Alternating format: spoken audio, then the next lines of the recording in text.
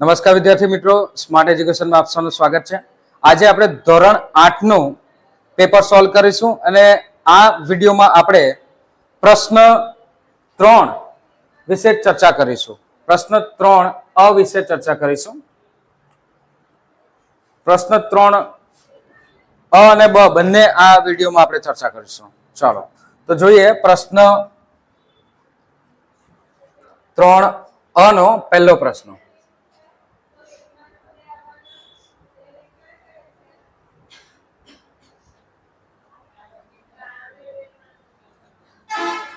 તો આ છે પ્રશ્ન 3 એમાં અ નો છે પહેલો પ્રશ્ન। અનો પહેલો પ્રશ્ન આપણે વાંચી લઈએ એકવાર। એ પ્રશ્ન છે x + y - 5 નો ગુણાકાર x 5xy સાથે ગુણાકાર કરવાનો છે। તો આપણે હવે ગુણાકાર કરીએ। x + y - 5 ગુણ્યા 5xy આ ગુણાકાર કરવાનો છે। આ છે આપણો દાખલો। તો જો સૌથી પહેલા આપણે શું કરીશું, આ આખું પદ છે, આખું પદનો ગુણાકાર x સાથે કરીશું। તો જવાબ આવશે 5x નો વર્ગ। x બે વખત થઈ ગયા ગુણાકારમાં, એટલે x નો વર્ગ અને y। ત્યારબાદ ફરીથી આ આખું 5xy નો ગુણાકાર આપણે કરીશું y સાથે। ચિહ્ન ધ્યાન રાખજો, અહીંયા 5xy નું ચિહ્ન પ્લસ છે, અહીંયા પણ ચિહ્ન છે પ્લસ, એટલે અહીંયા આવશે પ્લસ। આમાં પણ આગળના સ્ટેપમાં પણ આ x પ્લસ છે, આમાં પણ પ્લસ છે, એટલે આપણે આગળ કોઈ ચિહ્ન લખ્યું નથી। એટલે અહીંયા આવશે 5x અને y નો વર્ગ, અને છેલ્લું પદ સાથે આપણે ગુણાકાર કરીએ તો હવે ચિહ્ન જોજો, એક માઇનસ છે અને એક પ્લસ છે, એટલે આવશે માઇનસ। 5 ગુણ્યા 5 કરીએ, જવાબ આવશે 25। 25 અને xy આ જવાબ, આટલો જ જવાબ આવશે। 5x નો વર્ગ y, 5xy નો વર્ગ ઓછા 25xy। ખાલી આટલું જ તમારે કરવાનું છે। ચાલો હવે જોઈએ પ્રશ્ન, આ પહેલો આપણે કમ્પ્લીટ કર્યો। બીજો પ્રશ્ન સૌથી પહેલા વાંચીએ। એમાં આપણને કીધું છે કે સમબાજુ ચતુષ્કોણમાં બે વિકર્ણોના માપ આપ્યા છે। બે વિકર્ણોના માપ 7 સેન્ટીમીટર અને 8 સેન્ટીમીટર હોય તો સમબાજુ ચતુષ્કોણનું ક્ષેત્રફળ કેટલું થાય? તો વિકર્ણોના માપ આપણી પાસે છે, આપણે સૂત્ર લખીએ કે સમબાજુ ચતુષ્કોણ નું ક્ષેત્રફળ। સૂત્ર કોને આવડે છે? જેને આવડતું હોય કમેન્ટ કરો, શું આવશે સૂત્રમાં? 1/2 ગુણ્યા બે વિકર્ણોનો ગુણાકાર। એટલે આપણે લખીએ પ્રથમ વિકર્ણનો ગુણાકાર, પ્રથમ વિકર્ણ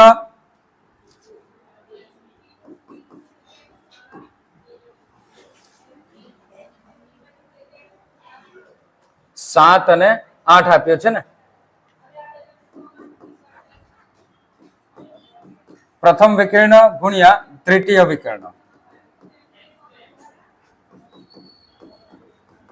આને તમે શોર્ટમાં 1/2 d1 વિકર્ણને કહેવાય ડાયગોનલ, તો ડાયગોનલ d1 અને d2 એ પણ કહી શકો।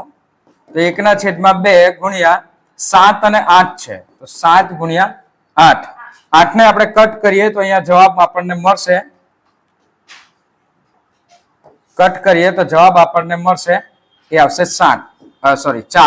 7 અને 4 નો ગુણાકાર કરશું, જવાબ મળશે 28 સેન્ટીમીટર નો વર્ગ। આ આપણો જવાબ 28 સેન્ટીમીટર નો વર્ગ। ત્રીજો પ્રશ્ન, જો કોઈ ઘનની દરેક બાજુ બમણી કરવામાં આવે તો પૃષ્ઠફળમાં કેટલા ગણાનો વધારો થાય?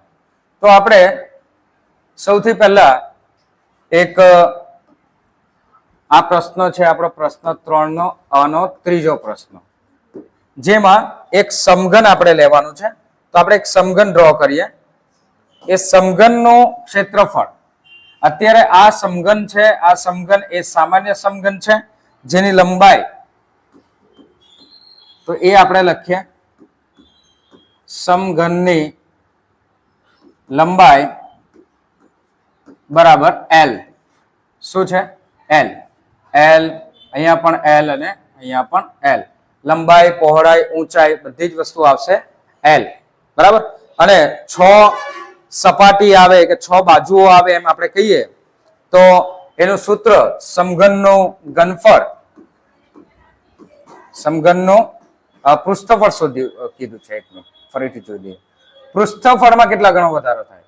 તો સમઘનનું પૃષ્ઠફળ, પૃષ્ઠફળ એટલે કે ક્ષેત્રફળ, કેમ કે એની પૃષ્ઠ છે 6 અને એક પૃષ્ઠમાં આવે l નો વર્ગ એટલે 6l નો વર્ગ. આ આપણો જવાબ.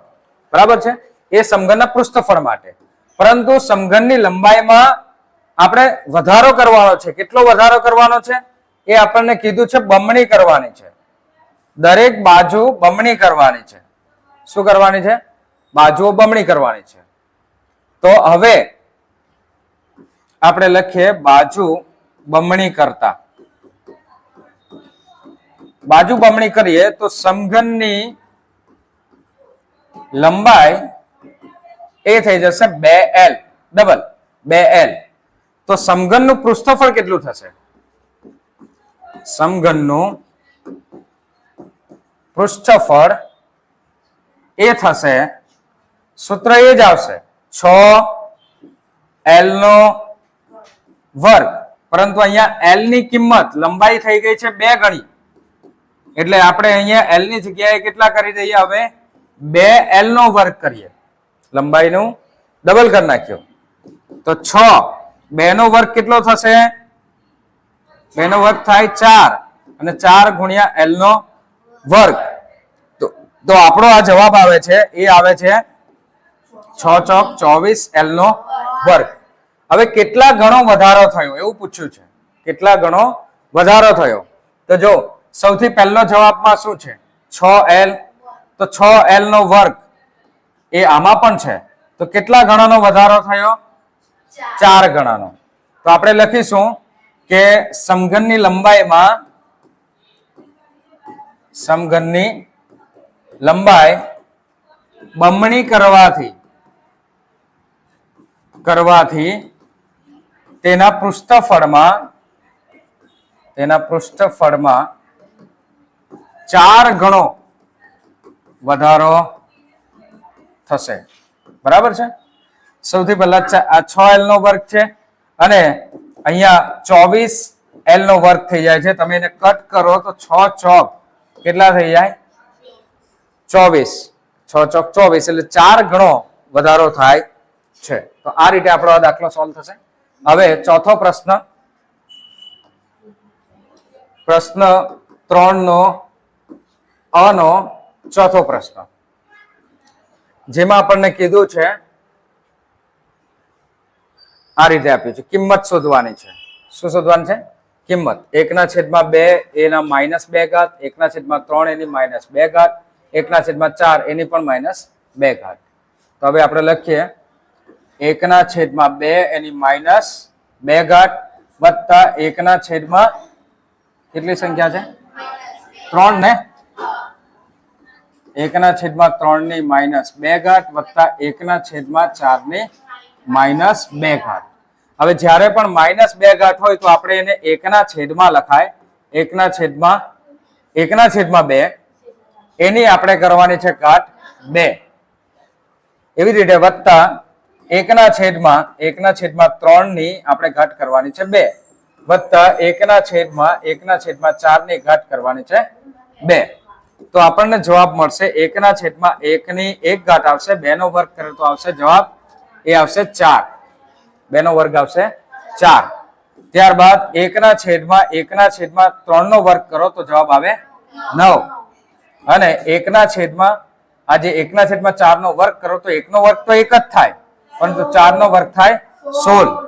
અને હવે આ 1 સાથે ઊંધા થઈને ગુણાકાર થઈ જાય એટલે 1/9/1 વત્તા 1/16/1 એટલે જવાબ આપણને જે મળે 4 × 1 = 4, 9 × 9 વત્તા 16 × 16. 16 ને 9 25, 25 ને 4 29. તો આ જવાબ આવશે એનો 29. બરાબર છે. ચલો હવે પ્રશ્ન આપણે જોઈએ પાંચમો. પ્રશ્ન 3 અને એનો પાંચમો દાખલો. ચાલો જોઈએ પાંચમો દાખલો. પાંચમા દાખલાની અંદર એક રંગના મૂળ મિશ્રણના ભાગમાં એક ભાગ લાલ રંગ મેળવીને મિશ્રણ બનાવેલ છે અને આઠમા ભાગમાં એક ભાગ લાલ રંગ મેળવીને મિશ્રણ બનાવેલું છે અને જો મિશ્રણમાં 4 ભાગ લાલ રંગ હોય તો મૂળ મિશ્રણ કેટલા ભાગનું થશે? તો અહીંયા આપણે બે ચલ આપણે ધારી લેશું. એ લેશું x. બોલો x ને આપણે શું ધારીશું અને y ને શું ધારીશું? x ને શું ધારીએ? ગુણોત્તર અને પ્રમાણ માટે x ને આપણે શું ધારવાનું છે? લાલ રંગનો ભાગ, લાલ રંગ. અને y ને આપણે શું ધારવાનું છે? મૂળ મિશ્રણ આપણે ધારવાનું છે. તો x બરાબર આપણે ધાર્યું છે લાલ રંગ અને y બરાબર આપણે મૂળ મિશ્રણ. હવે ફરીથી એકવાર દાખલો વાંચીએ આપણે. દાખલાની અંદર આપણને શું કીધું છે કે એક ભાગ લાલ રંગ હોય, તો એટલે આપણો x1 અહીંયા શું થશે? x1 બરાબર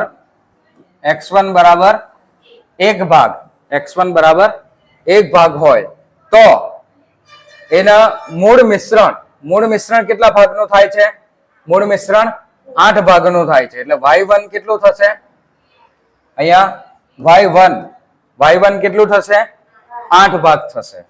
મૂળ મિશ્રણ એ 8 ભાગનું હોય તો લાલ રંગ એમાં આપણે 1 ભાગ જેટલું નાખ્યું હોય. હવે x2 એના વિશે આપણને શું આપ્યું છે તે જોજો. એમાં આપણને કીધું છે કે મિશ્રણમાં 4 ભાગ લાલ રંગ હોય તો મૂળ મિશ્રણ કેટલા ભાગનું? તો એ આપણે લખીશું x2 એ આપણું કેટલું છે? 4 ભાગ જેટલું. તો આપણે y2 એટલે મૂળ મિશ્રણ જ્યારે 4 ભાગ કરીએ તો કેટલું થશે એ આપણે શોધવાનું છે. તો એમાં આપણે ગુણોત્તર લખીએ x1 y1 equal to x2 y2. આ આપણો ગુણોત્તર આ રીતે લખીશું. x1 ની કિંમત 1 છે, y1 ની કિંમત 8 છે, x2 ની કિંમત 4 છે, y2 ની કિંમત આપણે શોધવાની છે. y2 માં ક્રોસ ગુણાકાર આપણે કરવાનો છે. જો ક્રોસ ગુણાકાર કરીશું તો y1 એકુ y2 એકુ y2 એક સાથે ગુણાકાર કરીશું એટલે અને 8 અને 4 નો ગુણાકાર કરીશું તો 8 ગુણ્યા 4 કરો તો જવાબ આવશે 32. એટલે મૂળ મિશ્રણ 32 ભાગનું થાય. જો આપણે લાલ રંગ એ 4 ભાગ જેટલો રાખવો હોય તો મૂળ મિશ્રણ એ 32 ભાગનું થશે. ચાલો હવે જોઈએ છઠ્ઠો પ્રશ્ન. પ્રશ્ન 3 અને એનો છઠ્ઠો પ્રશ્ન. સૌથી પહેલા વાંચીએ દાખલો. શું આપ્યું છે? 63a નો વર્ગ ઓછા 112b નો વર્ગ ના અવયવ પાડો. તો ચાલો હવે અવયવ પાડીએ. 63a નો વર્ગ 112b નો વર્ગ એના આપણે અવયવ કરવાના છે. તો સૌથી પહેલા આપણે 63 ના અવયવ પાડીએ અને 112 ના અવયવ પાડીએ. 63 ના અવયવ શું આવશે? કમેન્ટ કરો. આવડવા જોઈએ. એક એકાની અંદર આવે છે 63 કયા ઘડિયામાં આવે? કમેન્ટ કરો. શું આવશે જવાબ? 7 નવામ. 7 ગુણ્યા 9 ગુણ્યા a નો વર્ગ ઓછા 112. 112 કયા ઘડિયામાં આવે છે? 112 16 ગુણ્યા 7. બરાબર. તો 7 ગુણ્યા 16 ગુણ્યા b નો વર્ગ. બંનેમાંથી શું સામાન્ય નીકળે છે? તો બંનેમાંથી સામાન્ય શું નીકળે છે? 7 અને 7. બીજું કંઈક સામાન્ય નીકળે છે?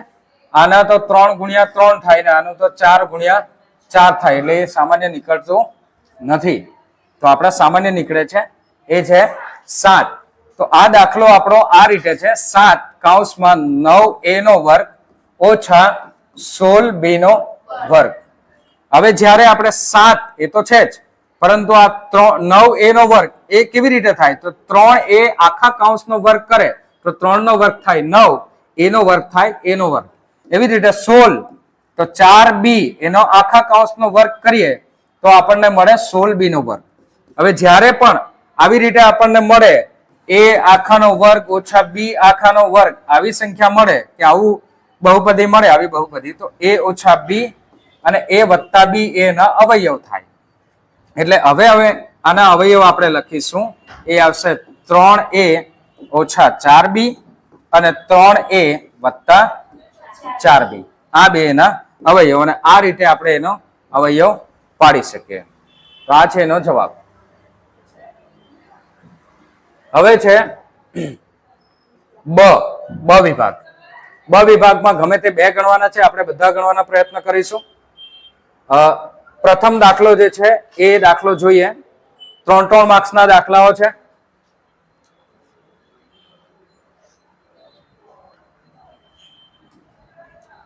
તો પ્રશ્ન 3 નો બ અને બ નો પહેલો દાખલો એની અંદર આપણને કીધું છે a વત્તા b c minus d. a વત્તા b ને c માઇનસ d આ બેનો ગુણાકાર છે. ત્યાર પછી સરવાળો છે વત્તા a માઇનસ b અને a માઇનસ b ને c પ્લસ d ત્યાર પછી છે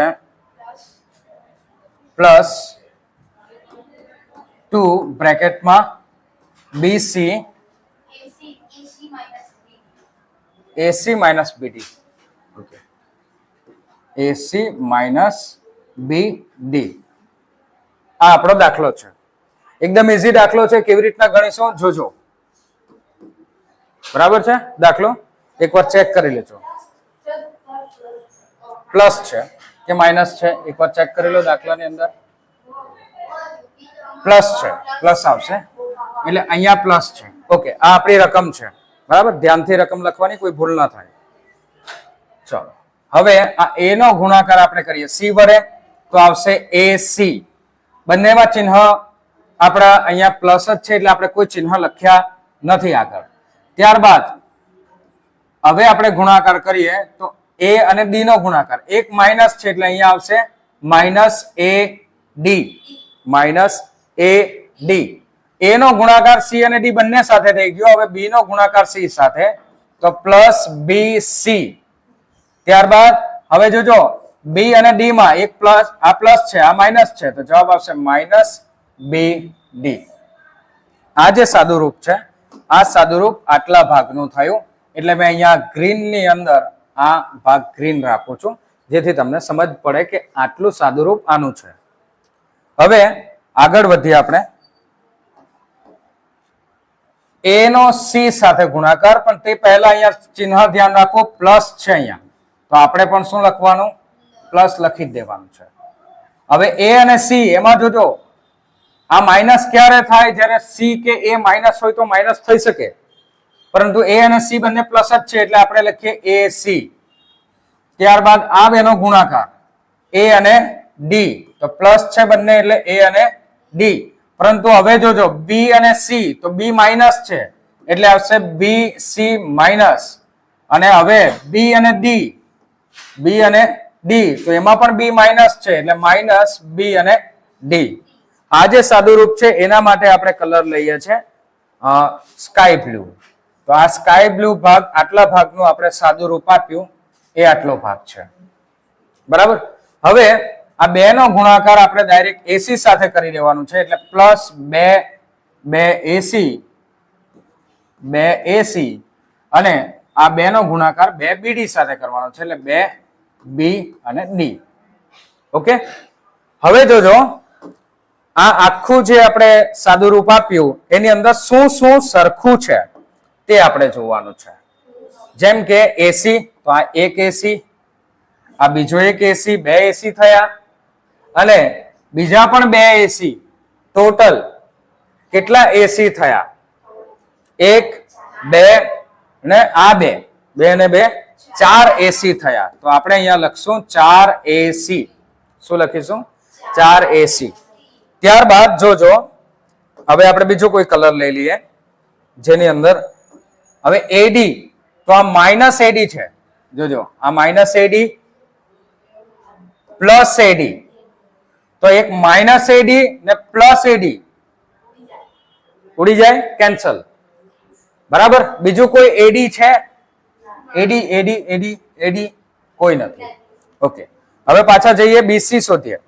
હવે એના પછીનો આપણી સંખ્યા છે એ છે બીસી. તો જો બીસી માટે આ છે બીસી, આ છે આપણું બીસી. તો બીસી પ્લસ બીસી માઇનસ, આ બે તો કેન્સલ જ. બીસી એક પ્લસ છે એક માઇનસ, એ કેન્સલ થઈ ગયું. બીજા કોઈ બીસી છે? ઓકે, નથી. હવે શું બચ્યું? બી અને ડી. બી અને ડી આપણી પાસે બચ્યું. તો બી અને ડી માટે આપણે કલર લઈ લઈએ છે યલો. તો આ સોરી કઈ વાંધો ટેન્શન નહીં લેવાનું, યલો. તો આ માઇનસ બીડી, બીડી બીડી, બીજા આ બી માઇનસ બીડી, તો અને આ પણ માઇનસ બીડી. બરાબર છે, પ્લસ સોરી પ્લસ બીડી. તો બે જે માઇનસ બીડી છે એ થઈ જશે આ એક વખત બીડી, આ એક વખત બીડી, બંને માઇનસ માઇનસ છે એટલે બે આવશે, બે બી ડી માઇનસમાં, બે બીડી માઇનસમાં. હવે બીજા બે બીડી જે આ છેલ્લે છે, જેને આપણે આ યલો કલર કરેલો છે, એ પ્લસ બે બીડી છે. તો બે બીડી માઇનસ, બે બીડી પ્લસ, એ પણ કેન્સલ. બચ્યા શું? 4AC એ આપણો સાચો જવાબ. 4AC એ આપણો સાચો જવાબ. બરાબર છે. ચાલો એના પછીનો પ્રશ્ન જોઈએ. પ્રશ્ન 3B, એમાં બીજો પ્રશ્ન. બરાબર. હવે એ જે પ્રશ્ન આપ્યો છે એની અંદર ડબ્બામાં રહેલ મીઠાઈને 24 બાળકો વચ્ચે વહેતા પ્રત્યેક બાળકને 5 ટુકડા મળે છે. પ્રત્યેક બાળકને કેટલા ટુકડા મળે છે? 5 ટુકડા. બાળકોની સંખ્યા ઘટાડી દઈએ 4, તો પ્રત્યેક બાળકને કેટલી મીઠાઈ મળે એ આપણે શોધવાનું છે. તો એના માટે પણ આપણે x અને y ધારી લઈએ. x શું ધારીએ? બાળકોની સંખ્યા. અને y શું ધારીએ? મીઠાઈની સંખ્યા. બરાબર છે. ઓકે, x1 એમાં આપણે શું લખીશું? x1 મીઠાઈ કેટલા બાળકો વચ્ચે વેચવાની છે? તો બાળકોની સંખ્યા છે x1 છે 24. બરાબર. હવે x2 એ બાળકો પાછા ઘટી જાય પછી કેટલા થઈ જાય છે? તો બાળકો ઘટીને થઈ જાય છે 24 માંથી 4 બાળકો ઘટી જાય છે, થઈ જાય છે 20. હવે મીઠાઈની સંખ્યા જે મળતી હતી એ પ્રત્યેક બાળકને મળતી હતી. કેટલા બાળકને મળતી હતી? પ્રત્યેક બાળકને. પ્રત્યેકનો મતલબ થાય એક. તો એક બાળકને ભાગે કેટલા ટુકડા આવતા હતા? 6 ટુકડા આવતા હતા. એટલે મેં 1/6 લખ્યું. પ્રત્યેક બાળકના ભાગના કેટલા ટુકડા આવતા હતા? 1/5 ટુકડા આવે છે. ઓકે, સોરી, જે દાખલો છે ફરી એકવાર વાંચી લઈએ. પ્રત્યેક બાળકને 5 ટુકડા મળે છે. ઓકે, તો આપણે શું લખીશું અહીંયા? 1/5 ટુકડા મળે છે. તો હવે જ્યારે 20 બાળકો થઈ જાય, 4 ઓછા થઈ જાય, તો કેટલા બાળકોને આપણે મીઠાઈના ટુકડા મળી શકે? તો એમાં x1 છેદમાં y1 ઇક્વલ ટુ x2 છેદમાં y2. x1 જે છે એ છે 24, y1 જે છે એ છે 1/5, x2 છે એ છે 20. તો આપણે શોધવાનું છે y2.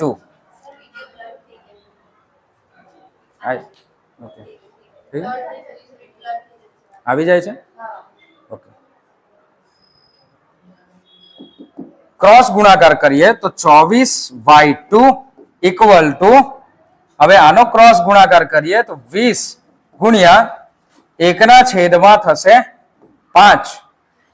આગળ વધીએ તો ની કિંમત શોધીએ, y2 ની કિંમત શોધીએ તો એ આવશે 20 ગુણ્યા 1/5 આવશે. અને ગુણ્યા આપણે કરવાના છે એ 24 એ અહીંયા ગુણાકારમાં છે તો આપણે એને લઈ લઈએ ભાગાકારમાં. બરાબર છે. હવે આ 5 તો 5 ચોક 20 થશે અને 6 ચોક 24 થશે એટલે જવાબ આવે 1/6. 1/6 એટલે પ્રત્યેક બાળકને 6 ટુકડા મળશે. પ્રત્યેક બાળકને કેટલા ટુકડા મળશે? 6 ટુકડા મળશે. બરાબર છે. જ્યારે આપણે 24 બાળકોમાંથી 4 બાળકો ઓછા કરીએ તો 20 બાળકોને જો આપણે મીઠાઈ વેચવાની હોય તો દરેક બાળકને 6 ટુકડા મળશે. પ્રત્યેક બાળક માટે આપણે અહીંયા 1 લખ્યો છે એટલે 1/6 લખ્યા છે. બરાબર. ચાલો હવે ત્રીજો પ્રશ્ન 3 નો બ નો ત્રીજો પ્રશ્ન. એ ત્રીજો પ્રશ્ન છે એ છે LM નો વર્ગ ઓછા 4LM નું સાદુરૂપ આપો. તો સાદુરૂપ આપીએ. દાખલાની રકમ જોઈ લઈએ ફરીથી. L વત્તા M આખાનો વર્ગ માઇનસ 4LM. આ દાખલો છે ને? ઓકે. હવે આનું સાદુરૂપ આપવાનું છે. તો સાદુરૂપ આપણે આપીશું તો અહીંયા L વત્તા M છે અને આ સૂત્ર પ્રમાણે આપીશું. A plus B whole square. Minus હોય તો માઇનસ લખવાનું. A square plus minus, plus હોય તો પ્લસ ને માઇનસ હોય તો માઇનસ. સૂત્રમાં આવશે 2AB પ્લસ B નો વર્ગ. આ સૂત્ર પ્રમાણે આપણે આનો સાદુરૂપ આપીશું. તો સાદુરૂપમાં આવશે A નો વર્ગ એટલે કે અહીંયા થશે L નો વર્ગ. L નો વર્ગ વત્તા છે એટલે વત્તા આવશે. જો ઓછા સૂત્રમાં હોય, આપણી પાસે ઓછા હોય તો ઓછા લખવાના.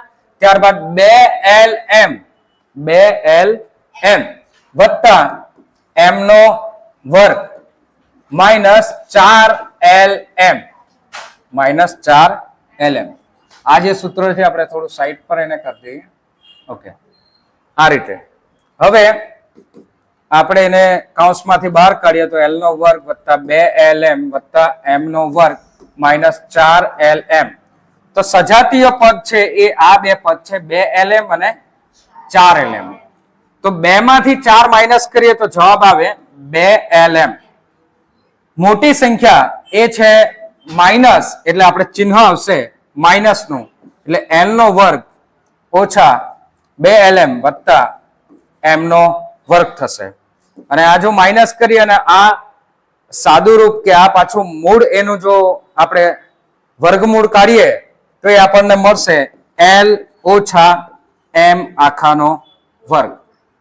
L ઓછા M આખાનો વર્ગ. આ બે માંથી કોઈ પણ જવાબ લખો, બંને જવાબ તમારા સાચા છે. બરાબર. તો અહીંયા આપણે પ્રશ્ન 3 નો વિભાગ અ અને વિભાગ બ બંને ચર્ચા કરી. નેક્સ્ટ વિડીયોમાં આપણે પ્રશ્ન 4 વિશે ચર્ચા કરીશું. તો ત્યાં સુધી લાઈક કરો, શેર કરો, સબસ્ક્રાઇબ કરતા રહો. આભાર. Thank you.